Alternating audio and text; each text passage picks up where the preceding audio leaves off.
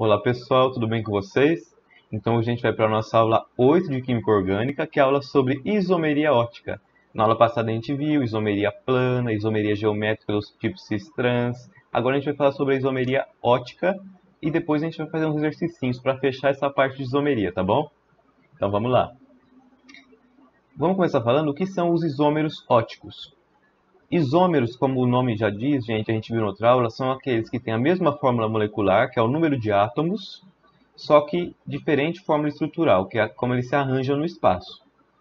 Para ter isomeria óptica, a gente tem que ter molécula assimétrica, ou seja, que tem um carbono quiral ou assimétrico. E o que é isso, né? O que é esse carbono quiral ou assimétrico?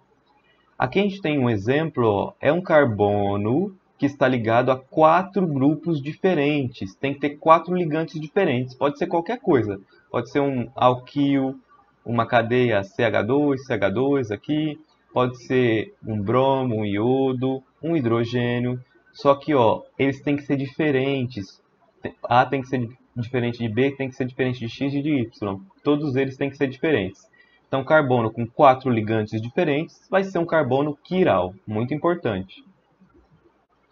Então, ó, um exemplo de isômero óptico é o ácido lático. Ele tem isomeria óptica, gente. Por que ele tem essa isomeria? Olha esse carboninho aqui dele.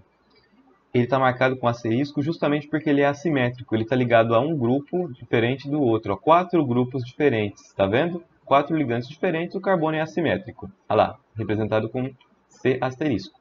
A gente vai ter o ácido D-lático e o ácido L-lático, ou seja, o destrogiro e o levogiro. Um vai ser o objeto e a outra a imagem. Então aqui está o exemplo, ó. O ácido lático como objeto, refletiu isso no espelho, temos a imagem. Então a gente tem o isômero destrógiro e o isômero levógiro. E o que é isso? Ó? O que é esse destrógiro e levógiro? São os enantiômeros. Quando um é o objeto e o outro é a imagem, a gente chama de enantiômeros. O D, ó, ele vai desviar a luz polarizada para a direita, ou seja, um ângulo mais alfa, enquanto o L vai desviar a luz polarizada para a esquerda, menos alfa. A gente vai ver isso no próximo slide como é que funciona. E se tiver quantidades ó, dos dois, de levógiro e destrógeno, a gente chama isso de mistura racêmica, que não vai desviar a luz polarizada. Se tiver quantidades iguais dos dois, 50% dos dois na mistura, mistura racêmica. Porque um vai desviar para a direita e o outro para a esquerda no mesmo tanto, então vai acabar não desviando dessa luz. Como é que a gente sabe disso? Só passando essa molécula por um polarizador. O exercício vai te dar isso. Qual o ângulo que ele desvia essa luz, para você saber se é o destrógeno ou o levógeno. Então, como é que funciona esse polarizador? A gente vai ter uma fonte de luz, ó, que é essa lâmpada, e essa fonte ela emite em várias direções essa luz. Quando ela passa por um polarizador, olha que interessante, você consegue deixar essa luz em uma única direção, ó, que é a luz polarizada. Você vai passar essa luz polarizada para um tubo contendo a sua amostra. Essa luz vai ser desviada pela amostra para a esquerda ou para a direita, ou para nenhum lado, se for uma mistura racêmica, e você vai poder observar isso. Quem for fazer faculdade de Química aqui, eu já fiz isso na prática, né? Eu utilizei um polarizador, fiquei olhando lá, é bem interessante isso, a gente realiza isso na prática. Então, ó, se essa substância desviar essa luz polarizada para a direita, um ângulo mais alfa, é um destrógeno. Ou você pode colocar um maisinho na frente também, que representa o destrógeno. Se ela desviar a luz para a esquerda, um menos alfa, é um levógeno. E olha aqui algumas propriedades. O ácido mais lático, ou seja, o destrógeno, e o ácido menos lático, o levógeno. Olha só, ponto de fusão igual, densidade igual, rotação específica é o que muda. Então as propriedades geralmente não se alteram aí, tá bom? E se a gente tiver mais de um carbono assimétrico? A gente viu o exemplo do ácido lático que tinha um carboninho assimétrico só. Se tiver mais de um, a gente vai utilizar essa equação aqui, ó, de Van 't Hoff e Lebow. Então, a gente tem um número de isômeros opticamente ativos igual a 2 elevado a n. Esse n é o número de carbonos quirais que você tem. Olha lá, n, número de carbonos assimétricos ou quirais que você tem. Então, por exemplo, se tiver 2 carbonos assimétricos, 2 elevado a 2, Isso vai ser igual a 2 vezes 2, que é 4. A gente vai ter 4 isômeros oticamente ativos. E aqui, ó, o número de racêmicos. Racêmicos, lembra lá? É aquela mistura. Quando você mistura um enantiômero com o outro enantiômero. Você forma uma mistura racêmica. Então a gente vai ter 2 elevado a n sobre 2. Ou seja, 2 vezes 2, 4. Dividido por 2, 2. Então vai ser 2 racêmicos. Vamos pegar esse exemplo aqui, ó. Como eu estava falando anteriormente, tem 2 carbonos quirais. Tá vendo? 2 assimétricos. Então, isômeros oticamente ativos, 2 elevado a 2, 4. Isômeros oticamente inativos, que são as misturas racêmicas, 2 elevado a 2 dividido por 2, que vai ser 2. Então, nós temos 4 isômeros oticamente ativos e 2 oticamente inativos. Agora, qual que é a diferença, gente, de um enantiômero para um diastereoisômero? Isso aqui é importante também. Olha só, com 2 carbonos, como a gente estava vendo no exemplo, ó, 2 carbonos quirais, estão ligados a tudo diferente, tá vendo? Esse carbono está ligado a um CH3, OH, H e todo esse grupo. Esse aqui a um cloro, a um CH3, H e todo esse grupo. A gente vai ter um que é a imagem dele, tá vendo? Você inverte o OH e o Cl quando reflete isso no espelho. E a gente, ó, se mudar a posição desse cloro aqui para cá, por exemplo, e refletir, a gente já tem outro par de enantiômeros. Então, gente, o enantiômero são par, ó, par 1 e 2 é um par de enantiômeros, ou seja, um é o objeto e o outro é a imagem. Outro par de enantiômeros, 3 e 4, também são enantiômeros. Um é o objeto e o outro é a imagem. E o que são os diastereoisômeros? São os pares em que um não é o objeto ou a imagem do outro. Então, ó, 1 e 3. 1 e 3, está vendo? Não é objeto e imagem. 1 e 4. 2 e 3. E 2 e 4. Tá bom? Essa é a diferença. Enantiômeros, um é o objeto e a outra é a imagem do outro. Diastereoisômeros, um não é o objeto e a imagem do outro. São os pares que restam ali. Então agora vamos para um exemplo, né? Para um exemplo um pouco mais prático aí. Se ele te perguntar no exercício, por exemplo, quantos carbonos assimétricos vão ter nessa molécula? Primeira coisa, você tem que enxergar essa molécula, né, como sendo assim, ó. Essa molécula é a mesmíssima dessa. Aqui só está omitido, né, os carbonos e os hidrogênios, mas é a mesma coisa. Essas ligações aqui, gente, elas vão te dar boas dicas ali onde está o carbono assimétrico. Essa ligação tracejada significa que isso está lá para trás do plano. E essa ligação em cunha significa que esse CH3, que está aqui no caso, ele está para frente do plano. Então, ó, isso vai ser a mesma coisa que isso daqui. Quantos carbonos assimétricos, então, nós temos nessa molécula? A gente tem esse carbono, porque ele está ligado, ó, a um hidrogênio. Nunca esquecer que carbono sempre faz 4 ligações. Está ligado a um hidrogênio, olha lá. Está ligado a um OH, a todo esse grupo aqui, ó, né, o benzênico, e a todo esse outro grupo. Esse carbono é quiral, 4 ligantes diferentes. E esse daqui também vai ser o quiral. Por quê? Porque ele está ligado a esse grupo, a esse hidrogênio, a esse CH3 e a todo esse outro grupo aqui, ó. Então a gente tem 2 carbonos quirais nessa molécula. E se perguntasse para vocês assim, quantos isômeros oticamente ativos vão ter? Aí você faria, né? 2 elevado a 2, 4 isômeros oticamente ativos. E quantos oticamente inativos? 2 elevado a 2 sobre 2. 2 vezes 2, 4. Dividido por 2, 2. 2 oticamente inativos. Tá bom? E nessa aqui, por exemplo, quantos compostos assimétricos há no composto... Quantos carbonos assimétricos, né, há no composto abaixo? Aqui muda um pouquinho, gente, porque a gente vai ter um carbono assimétrico em um ciclo. Coloquei de propósito mesmo, né, esse exemplo no ciclo, para a gente ver como funciona. Então, ó, dá para a gente perceber que a gente vai ter um carbono assimétrico fora do ciclo também, ó, aqui. Tá vendo? Ele está ligado a um CH3, a um SH. Esse grupo SH aqui, gente, às vezes aparece. É uma função orgânica, tá? Não é muito comum, mas às vezes aparece. É o grupo tiol. Lembra lá do álcool? Era ol. Esse aqui é o tiol. SH. Quando substitui um O pelo SH. O OH pelo SH, né? Então, grupo tiol. Então tá, voltando aqui para o nosso foco, né? Carbono assimétrico aqui, ligado a CH3, ligado a um hidrogênio, a esse grupo aqui e a todo esse grupo aqui, 4 ligantes diferentes. E onde está o outro carbono assimétrico? Vamos procurar. Aqui não, está ligado a 2 hidrogênios. Aqui também não, 2 hidrogênios, 2, 2. Opa, aqui é outro carbono assimétrico. E como que a gente faz para saber que esse carbono é assimétrico no ciclo? Ó, você tem que imaginar um plano passando por ele. Ó. Então aqui eu indiquei, né, onde estão os dois carbonos assimétricos.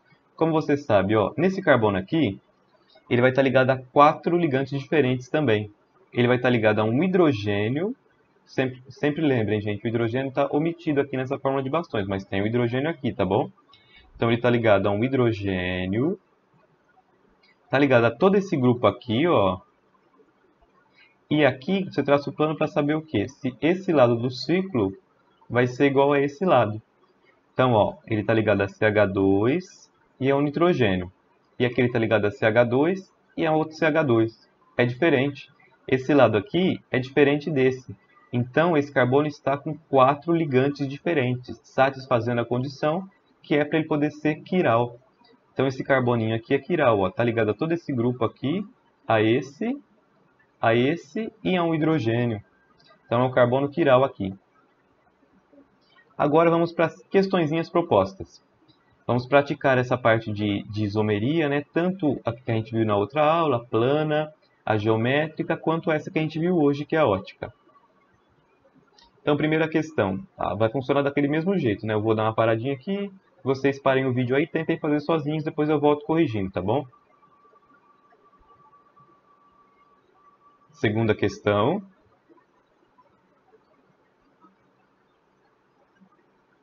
Terceira questão. Quarta questão. Aí, agora vai vir o gabarito, né? Veja se vocês acertaram essas questões aí. A1 é a B, A2 é a A, 3A e 4D. Então vamos lá, vamos voltar corrigindo essas questões. Então, primeira questão aqui da Unesp de 2018. Ó, essas questões são bem recentes, né? De isomeria, aí vocês vão ver que elas estão recentes. Então, está caindo bastante também nos vestibulares. Examine as estruturas do ortocresol e do álcool benzílico. Então, ele fala assim: o ortocresol e o álcool benzílico apresentam a mesma função orgânica? É a mesma função orgânica, gente? A princípio, você bate o olho assim e você fala, pode ser, mas não é. Cuidado. Esse daqui, ó, é um fenol. OH ligado ao anel benzênico. É um fenol. E esse daqui é OH ligado a carbono saturado. É um álcool. Então, um é um fenol e o outro é um álcool. Então, não são da mesma função orgânica. Cuidado. São isômeros? São isômeros. Podem ser. Vamos deixar isso aqui quietinho por enquanto. Vamos nos outros. São compostos alifáticos? O que significa alifático? Significa que são compostos não aromáticos? Eles são não aromáticos? Não, né? Eles têm aromaticidade. Olha aqui o anel benzênico, é um anel aromático. Então, esse aqui também não é. São compostos aromáticos. Apresentam heteroátomo? Não também, porque ó, o oxigênio está no fim da cadeia, não está entre carbonos, está lá no fim da cadeia, então ele não é um heteroátomo na cadeia. Apresentam carbono quiral? Será que apresentam carbono quiral? O que podia ser quiral aqui é qual, gente? Esse aqui, mas não é, né? O CH3. E esse aqui, CH2, ó, também não é. Esses aqui outros fazem dupla, né? Já não se encaixam aí no quesito da quiralidade. Então não tem carbono quiral também. Sobrou o quê? São isômeros. Se você contar o número de átomos que tem aqui, você vai ver que eles são isômeros. Então vamos contar aqui rapidinho? Vamos contar os carbonos primeiro.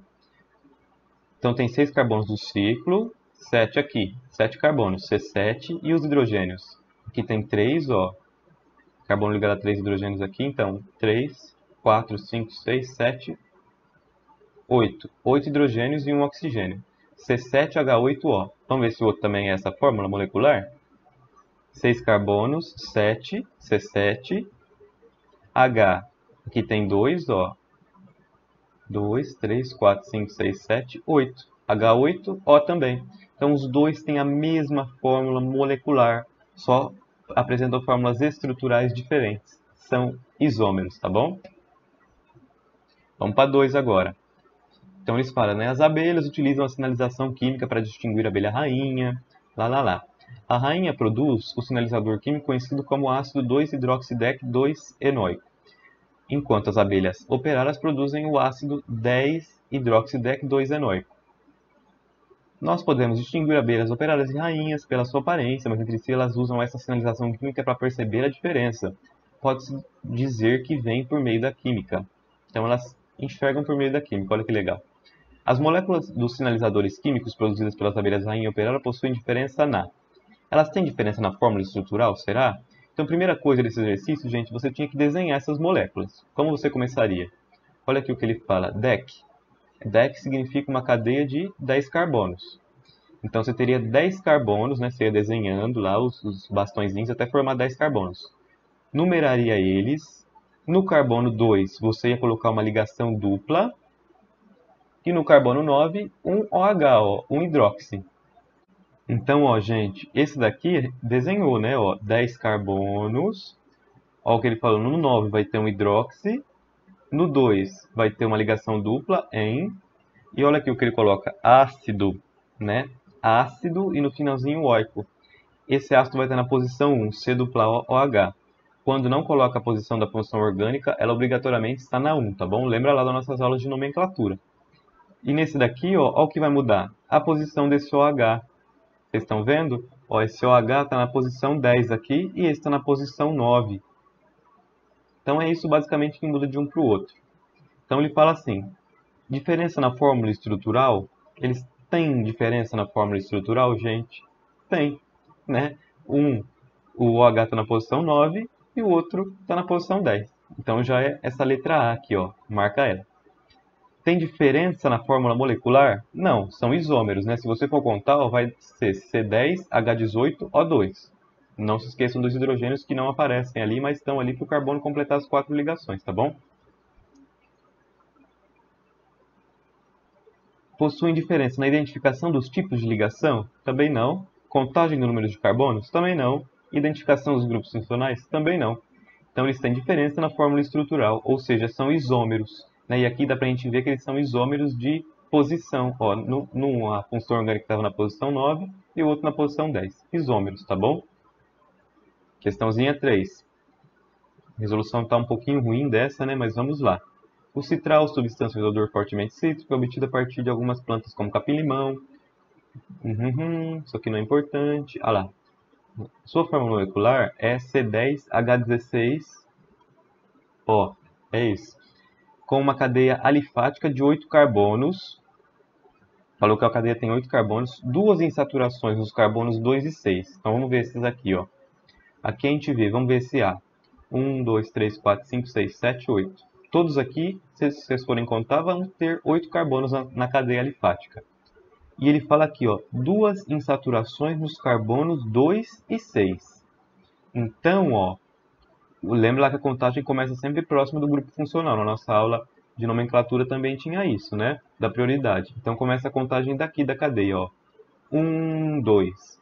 Então, beleza, aqui tem uma insaturação na posição 2, como ele disse, e na posição 6. 1, 2, 3, 4, 5, 6. Também tem. E esse daqui?